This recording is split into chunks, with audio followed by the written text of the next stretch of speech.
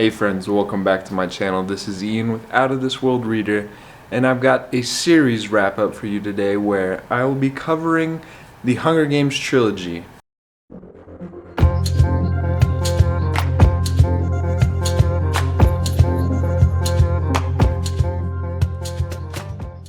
This doesn't include the prequel, mostly because I haven't read it yet, but I figured I could do that as kind of like a book chat and just specifically talk about that because I've heard a lot of controversial things around it, so be on the lookout for that soon.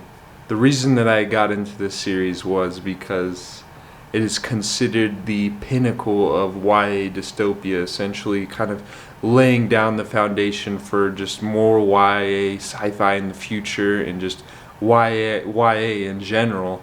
So I figured, and sadly I never read them. They were always checked out at my library, so like they were never available for me, and instead like I picked up Percy Jackson and read those instead. So I just figured I can't be on BookTube unless I've read this trilogy. So I figured since I've seen the movies, they can't be all that similar, so I might as well just get right into them. I'm not going to go much in depth with the kind of premise and plot behind the whole series because I think everyone has read it or seen the movies, heard something about it, but basically this is following Katniss and a couple other different characters who basically are just thrown into arena and just forced to kill each other. And then from that first kind of book that happens in the first one, things just unfold and just you're faced with a whole new kind of scene of events that Katniss and this cast of characters have to face. Overall, I really enjoyed the series. I was a bit skeptical after reading the first one because I think I just picked it up at the wrong time, but I will say though, before I get into any of this, that these are the most similar to the movies, like the adaptations are the most similar I've ever experienced in my life. So I will say, if you're going to pick these up and read them and you haven't seen the movies, read the books first because it definitely can ruin the experience. It kind of did for me, and that's kind of the reason I rated them so low, is because at points like I knew exactly what was going to happen and it wasn't as enjoyable to know exactly what was going to happen. And just after reading that first one, I was kind of let down a little bit. I still enjoyed it, but it wasn't the best, I guess, is what I'm trying to say. So definitely read the books before you watch the movies, because the movies, I like the movies too. Jumping into that first one, The Hunger Games, you're really kind of shown this cast of characters and what they face, and basically kind of given the whole kind of plot, essentially, of the whole series in general, but mostly just the first one. And just when I was growing up, I had watched the movies. I just had always wondered kind of like what if this happened, and like reading about it kind of brought up those memories of just thinking what if, essentially. Like what if we're all like chosen and thrown into arena and just killed each other? Like what if that happened? Like things, especially today, like with things going crazy, we got COVID and we got all kinds of stuff happening, like what if? You also start to form these bonds with these characters that you're introduced to. Like they're all in different predicaments and they're all faced with similar kind of adversaries. I can't even speak to the adversaries. We'll just go with that. But after you're introduced to them, you really start to form bonds for some of them, and they just last throughout the whole series because they're the main characters essentially, and you just follow them throughout. And the ending of the first one really left it open for the second one and just the rest of the series in general. You're kind of left with questions as to what's next for the gang essentially, and it wasn't like so much as a cliffhanger. Moving into Catching Fire, you are given a new predicament, a new arena, some new adversaries, or just challenges. I've been using the wrong word. I'm just going to start saying challenges from now on. But you're given all that new stuff, a new cast of characters, and from there it really just kind of takes off. I enjoyed this one a lot more than the first one. I don't know if it was because I read it at the wrong time or just the arena that this one takes place in is I was a big fan of. Tropics, count me in. And I think I enjoyed it a lot more because I was able to kind of connect with one of the characters in some ways, similar aspects, and that was Finnick, who is from District 4, and I could see myself as kind of the less handsomer and less cocky version of him, where he enjoys the ocean and just swimming and just everything tropical, and he's got his weapon of choice is a trident, and if you know me, coming from that background of loving Percy Jackson, the trident is my weapon of choice if the Hunger Games ever occurred.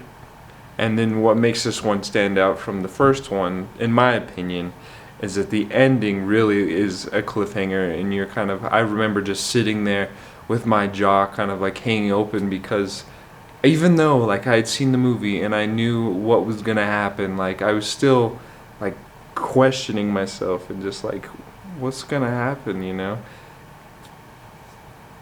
And I think that's what really made it stand out from the first one, and I think the third one in general, and I think this one is my favorite out of the three so far, not including the prequel.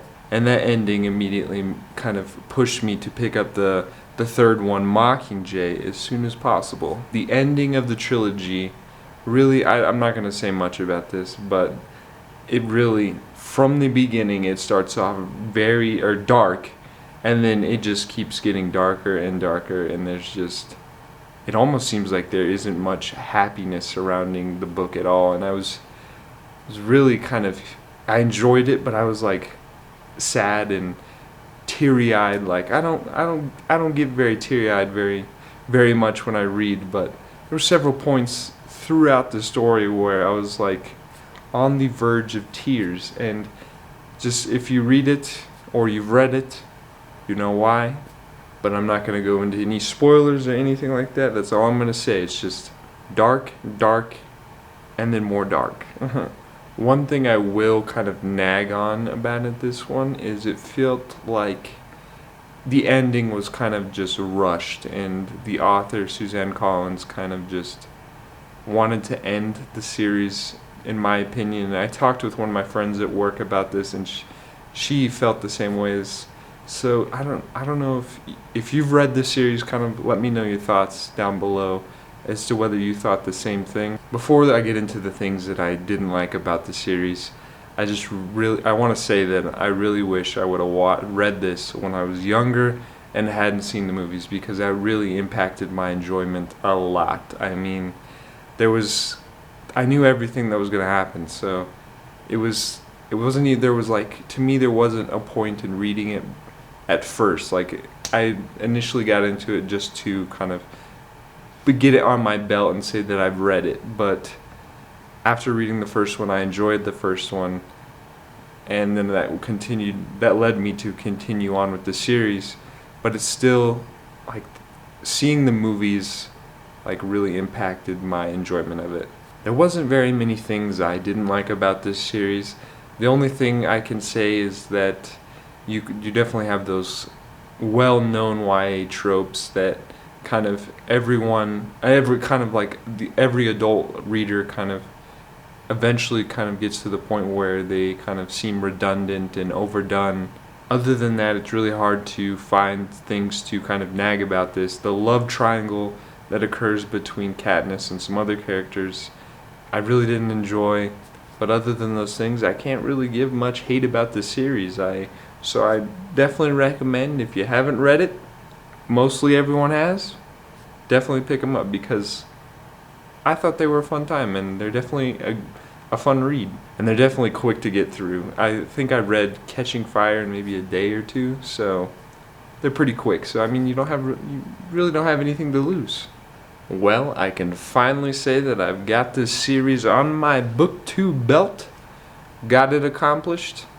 Now on to the prequel, where hopefully I'll have a splendid time reading that, but that's something that I'm hoping to do a buddy read with Luke's Room, another great booktuber. Go check him out. I'll make sure to leave his link in the description below. But he had mentioned kind of doing a buddy read for the prequel because he hasn't read it yet, and he's been kind of skeptical about picking it up. So maybe if you kind of want to join along and read with us, let me know in the comments below. Overall, I think this is a great series and I would recommend it for everyone. I think it's going to stand the test of time and will be read for many generations to come. I will make sure to leave some videos that I recommend you check out. Don't forget to go on over to my social media where I'll be posting some bookish content that you won't find on here. And as Ellie always says, adventure is out there. So I'm going to catch you next time. Bye.